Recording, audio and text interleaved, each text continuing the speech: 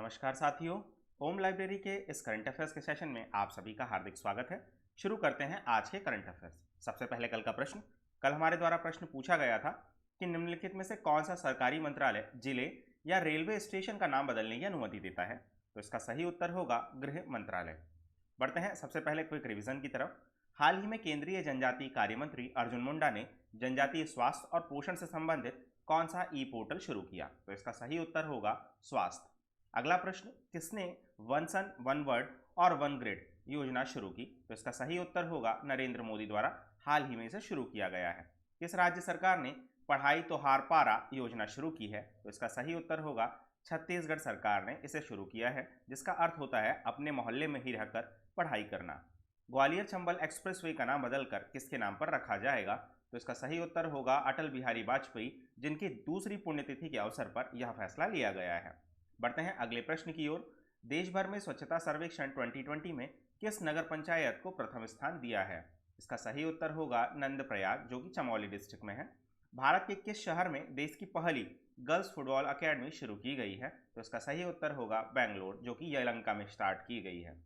हाल ही में केंद्रीय पर्यावरण मंत्रालय ने शहरी वन योजना के लिए किसे चुना है। तो इसका सही उत्तर होगा ईटानगर हाल ही में चुना गया है। हाल ही में सेबी ने अपना कार्यकारी निर्देशक किसे नियुक्त किया है। तो इसका सही उत्तर है जीपी गर्ग। दोस्तों, मैं आप सभी को बता दूं, यदि आप इसकी डिटेल इन्फॉर्मेशन चाहते हैं तो आप हमारा कल का सेशन जरूर देखें। आज का सेशन स्टार्ट करें इससे पहले मैं आप सभी को बता दूं, यदि आप इस वीडियो की पीडीएफ प्राप्त करना चाहते हैं तो आप इसे हमारे टेलीग्राम चैनल एवं फेसबुक से डाउनलोड कर सकते हैं। साथ ही आप हमारे यूट्यूब चैनल को जरूर सब्सक्राइब करें एवं इंस्टाग्राम पर हमें फॉलो करें। बढ़ते हैं आज के पहले प्रश्न की ओर। हाल ही में डीआरडीओ द्वारा विकसित यूवी ब्लास्ट एक क्या है। तो इसका सही उत्तर होगा ये एक सैनिटाइज टावर है। आइए जानते हैं इसके विषय में। यूवी सैनिटाइज टावर में मौजूदा 6 लैंप से निकलने वाली अल्ट्रावायलेट किरणें हवा और किसी भी सतह पर मौजूद वायरस को खत्म करती है। चीन और साउथ कोरिया ने यूवी लाइट का इस्तेमाल करके रोबोट अस्पतालों, बसों और ट्रेनों को सैनिटाइज कर रहे हैं। बढ़ते हैं अगले प्रश्न की ओर। हाल ही में किस राज्य के एक पुलिस स्टेशन द्वारा एक संकल्प बुजुर्गों के नाम अभियान शुरू किया गया है। तो इसका सही उत्तर होगा मध्य प्रदेश सरकार द्वारा एक पुलिस स्टेशन में इसे शुरू किया गया है। जानते हैं इसके विषय में। मध्य प्रदेश में कोरोना संक्रमण के बीच छतरपुर पुलिस द्वारा एक अनूठा अभियान एक संकल्प बुजुर्गों के नाम बड़ी संख्या में स्टार्ट किया गया है। इस अभियान के तहत पुलिस बुजुर्गों के खान पान से लेकर उनके स्वास्थ्य तक का ध्यान रख रही है। यह महाअभियान वैश्विक महामारी कोविड-19 के दौरान घरों में अकेले रहने वाले बुजुर्गों के लिए एक वरदान साबित हो रहा है तथा प्रसिद्ध सामाजिक कार्यकर्ता अन्ना हजारे ने भी छतरपुर पुलिस की इस मामले में प्रशंसा की है। बढ़ते हैं अगले प्रश्न की ओर। उपराष्ट्रपति एम वेंकैया नायडू के द्वारा जारी अटल रैंकिंग 2020 में कौन सा इंस्टीट्यूट पहले स्थान पर रहा है। तो इसका सही उत्तर होगा आईआईटी मद्रास। जानते हैं इसके विषय में। उपराष्ट्रपति एम वेंकैया नायडू द्वारा हाल ही में Atal ranking for institution on innovation achievement में एक बार फिर आईआईटी मद्रास पहले स्थान पर रहा है, जबकि प्राइवेट इंस्टीट्यूट्स की श्रेणी में Kalinga institute of industrial technology Odisha पहले स्थान पर रहा है। आपको इन दोनों इंस्टीट्यूट्स का नाम जरूर याद रखना चाहिए। बढ़ते हैं अगले प्रश्न की ओर। चंद्रयान 2 के द्वारा चंद्रमा के गड्ढों क्रेटर की तस्वीरों में एक क्रेटर का नाम किसके नाम पर रखा गया है। तो इसका सही उत्तर होगा विक्रम साराभाई। दोस्तों, आप सभी हमें विक्रम साराभाई के विषय में कमेंट करके जरूर बताएं। मैं आपको इनके विषय में बताता हूं।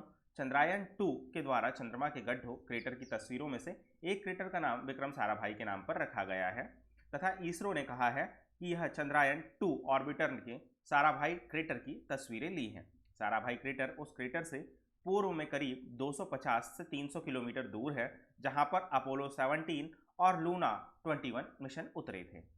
बढ़ते हैं अगले प्रश्न की ओर। हाल ही में दिल्ली पुलिस के परिवारों के लिए आयुर्वेद को सुलभ बनाने के लिए किस मोबाइल इकाई का प्रारंभ किया गया है। तो इसका सही उत्तर होगा धन्वंतरी रथ। बढ़ते हैं अगले प्रश्न की ओर। हाल ही में शक्ति और VEGA नामक 2 माइक्रो प्रोसेसर किस संस्थान ने विकसित किए हैं। तो इसका सही उत्तर होगा आईआईटी मद्रास द्वारा इसे विकसित किया गया है। इसे हाल ही में भारत के इलेक्ट्रॉनिक और सूचना प्रौद्योगिकी मंत्री रविशंकर प्रसाद ने आत्मनिर्भर भारत के लिए स्वदेशी micro processor challenge innovative solution का शुभारंभ किया था।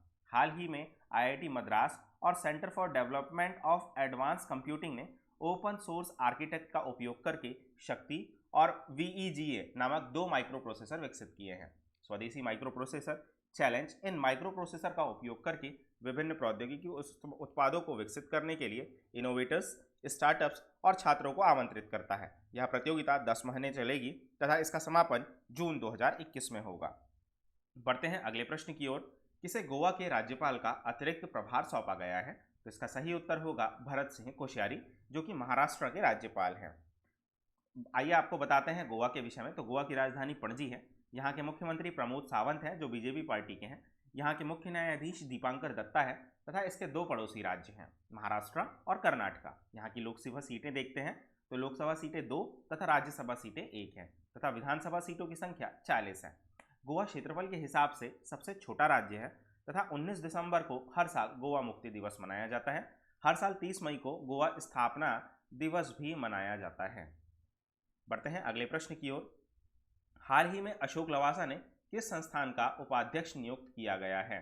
तो इसका सही उत्तर होगा एडीबी, एशियन डेवलपमेंट बैंक।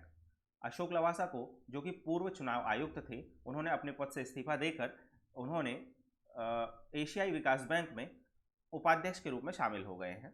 हाल ही में एडीबी ने अपने उपाध्यक्ष पद पर अशोक लवासा की नियुक्ति की घोषणा की थी।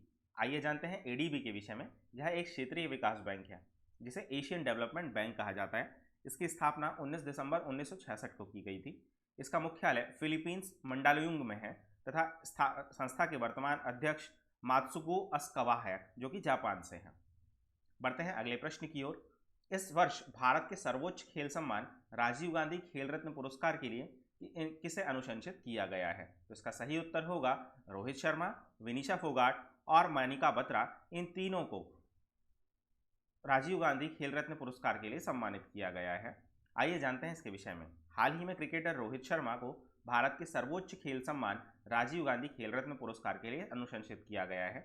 साथ ही एशियाई खेल स्वर्ण पदक विजेता Vinish Phogat, table tennis champion Manika Batra और पैरा ओलंपिक पदक विजेता मारियप्पन थलांगोवेलु को भी इन खेल रत्न पुरस्कारों के लिए सिफारिश की गई है। आप सभी की फोटोज यहाँ देख पा रहे हैं, जिसमें रोहित शर्मा, विनीशा फोगाट, साथ ही टेबल टेनिस खिलाड़ी मनिका बत्रा और यहाँ पर आप पैरा ओलंपिक स्वर्ण पदक विजेता मारियप्पन थंगालू को देख सकते हैं। बढ़ते हैं अगले प्रश्न की ओर। हाल ही में इब्राहिम बाउकर कीता ने सैन्य तख्तापलट के कारण किस देश के राष्ट्रपति पद से इस्तीफे की घोषणा की है? तो इसका सही उत्तर होगा माली। आइए जानते हैं इसके विषय में। माली के राष्ट्रपति इब्राहिम बाउकर कीता ने विद्रोही सैनिकों द्वारा तख्तापलट विद्रोह करने और सैनिकों द्वारा उनके बंदूक की नोक पर हिरासत में लेने के बाद अपने पद से इस्तीफा देकर संसद को भंग कर दिया है। कीता ने 2018 में हुए चुनाव में दूसरी बार जीत हासिल की थी, लेकिन भ्रष्टाचार, अर्थव्यवस्था के कुप्रबंधन और देश के क्षेत्रों में सांप्रदायिक हिंसा के बढ़ने पर जनता में लगातार रोष बढ़ रहा था। आइए जानते हैं माली के विषय में। तो माली गणराज्य की राजधानी बामाको है। यहाँ की मुद्रा पश्चिमी अफ्रीका CFA फ्रैंक है। बढ़ते हैं अगले प्रश्न की ओर। हाल ही में किस राज्य सरकार ने भरूच में भातभूत परियोजना के लिए अनुबंध प्रदान किया है? तो इसका सही उत्तर होगा गुजरात सरकार ने। आइए आप सभी को भातभूत की लोकेशन बता दें। तो ये सूरत से नज़दीक है तथा भातभूत की लोकेशन आप यहाँ पर भरूच के आसपास देख सकते हैं। भरूच की लोकेशन यहाँ पर है। नर्मदा रिवर को भी आप देख सकते हैं, तो ये नर्मदा रिवर के किनारे हैं। बढ़ते हैं अगले प्रश्न की ओर। आपको बता दें भातभूत योजना के बारे में। तो गुजरात सरकार ने भरूच में भातभूत परियोजना के लिए अनुबंध प्रदान करते हुए उल्लेखनीय किया है कि भारतीय अंतर्देशीय जलमार्ग प्राधिकरण ने इस परियोजना को मंजूरी दे दी है। इस परियोजना को स्थानीय मछुआरों के विरोध का सामना भी करना पड़ा, क्योंकि इसके निर्माण से मछली पकड़ने के पैटर्न, मुख्य रूप से हिल्सा को पकड़ने के पैटर्न, हिल्सा एक प्रकार की मछली है जिसको पकड़ने के पैटर्न के प्रभावित होने की संभावना है। यह नर्मदा नदी के पार भातभूत गांव से 5 किलोमीटर और नदी के मुहाने से 25 किलोमीटर दूर स्थित है, जहां नर्मदा नदी खंबात की खाड़ी से मिलती है। तो मैंने आपको भातभूत की लोकेशन इस मैप में आपको दिखाई हुई है। बढ़ते हैं अगले प्रश्न की ओर। हाल ही में किसने सुरक्षा के लिए ड्रोन आधारित निगरानी प्रणाली शुभारंभ की है? तो इसका सही उत्तर होगा भारतीय रेलवे। बढ़ते हैं अगले प्रश्न की ओर। अश्विनी कुमार शुक्ला को किस बैंक ने अपना मुख्य जोखिम अधिकारी नियुक्त किया है? तो इसका सही उत्तर होगा सेंट्रल बैंक ऑफ इंडिया। आइए जानते हैं अश्विनी कुमार शुक्ला के बारे में। तो इन्हें सेंट्रल बैंक ऑफ इंडिया के मुख्य जोखिम अधिकारी CRO के रूप में नियुक्त किया गया है। उनके पास बैंकिंग में 35 वर्षों से अधिक का विविध अनुभव है तथा इससे पहले वह भारतीय स्टेट बैंक के जोखिम प्रबंधन विभाग के महाप्रबंधक के रूप में काम कर रहे थे। पिछले साल वित्त मंत्रालय ने अपने सुधार कार्यक्रमों के तहत सरकारी बैंकों को बाजार से मुख्य जोखिम अधिकारी नियुक्त करने की अनुमति दे दी थी। इस तरह की नियुक्ति करने वाला सेंट्रल बैंक इंडिया का पहला सरकारी बैंक है। आपको याद रखना होगा कि सेंट्रल बैंक ऑफ इंडिया इस तरीके का पहला बैंक है जिसने बाहर से, मतलब बैंकों ने बाहर से जो अनुमति ली हुई है प्राइवेट आदमी को रखने की, तो उसमें इनको रखा गया है, अश्विनी कुमार शुक्ला को। बढ़ते हैं अगले प्रश्न की ओर। हाल ही में आई रिपोर्ट के अनुसार पर्यटन में इस्तेमाल किए जाने वाले हाथियों की संख्या में कौन शीर्ष पर रहा है? इसका सही उत्तर होगा थाईलैंड। बढ़ते हैं अगले प्रश्न की ओर। किस देश ने कोविड-19 का पता लगाने के लिए स्लाइवा डायरेक्ट नामक एक रैपिड स्लाइवा टेस्ट को मंजूरी दी है? इसका सही उत्तर होगा संयुक्त राज्य अमेरिका। जानते हैं इसके विषय में। United state food and drugs administration FDA ने हाल ही में कोविड-19 का पता लगाने के लिए स्लाइवा डायरेक्ट नामक एक रैपिड स्लाइवा टेस्ट को मंजूरी दी है। इस टेस्ट में केवल लार के नमूनों का उपयोग करके कोविड-19 का पता लगाने के लिए किया जाएगा। बढ़ते हैं अगले प्रश्न की ओर। कौन सा शहर विश्व में प्राइम ग्लोबल सिटीज इंडेक्स 2020 में शीर्ष पर रहा है? तो इसका सही उत्तर होगा मनीला। इस लिस्ट में मनीला फिलीपींस पहले स्थान पर रहा है और टोक्यो जापान दूसरे स्थान पर तथा स्टॉकहोम तीसरे स्थान पर रहा है जो कि स्वीडन का शहर है। विश्व में भारतीय शहर बेंगलोर 26वें स्थान पर और दिल्ली 27वें स्थान पर है, जबकि मुंबई ने 32वां स्थान प्राप्त किया है। आइए जानते हैं कि प्राइम ग्लोबल सिटीज इंडेक्स कौन जारी करता है। तो इसे नाइट फ्रैंक संस्था द्वारा जारी किया जाता है। बढ़ते हैं अगले प्रश्न की ओर। किस बैंक ने डिजिटल बचत खाता जन बचत खाता लॉन्च किया है? आपको याद रखना होगा जन बचत खाता नाम। तो इसे स्टार्ट किया है फिनो बैंक ने। फिनो पेमेंट्स बैंक जिसे कहा जाता है। आप सभी को पता होगा कि कदर आपकी पेमेंट इसका टैगलाइन है। फिनो पेमेंट को आप यहाँ देख सकते हैं। डेबिट कार्ड या पिन का उपयोग करके सुगमता से न कर पाने वाले लाखों लोगों को डिजिटल बैंकिंग अनुभव प्रदान करना इसका उद्देश्य रखा गया है। फिनो पेमेंट बैंक की स्थापना 13 जुलाई 2006 को की गई थी। इसका मुख्यालय मुंबई में, आपको याद रखना होगा इसका मुख्यालय मुंबई महाराष्ट्र में है। इसके अध्यक्ष प्रोफेसर महेंद्र कुमार चौहान हैं। इसके MD CEO ऋषि गुप्ता है। बढ़ते हैं दोस्तों, इस प्रकार हमारे आज के करंट अफेयर्स का सेशन समाप्त होता है। आप सभी के लिए आज का प्रश्न, अरुण 3 जल विद्युत परियोजना के निर्माण में भारत निम्नलिखित में से किस देश की सहायता कर रहा है? आप सभी को अपने उत्तर कमेंट बॉक्स में देने हैं। आई होप कि आप सभी को हमारा आज का प्रोग्राम पसंद आया होगा। यदि आप सभी को हमारा आज का प्रोग्राम पसंद आया है तो हमारे इस चैनल को लाइक करें, सब्सक्राइब करें एवं अपने अन्य दोस्तों के साथ शेयर करें। धन्यवाद।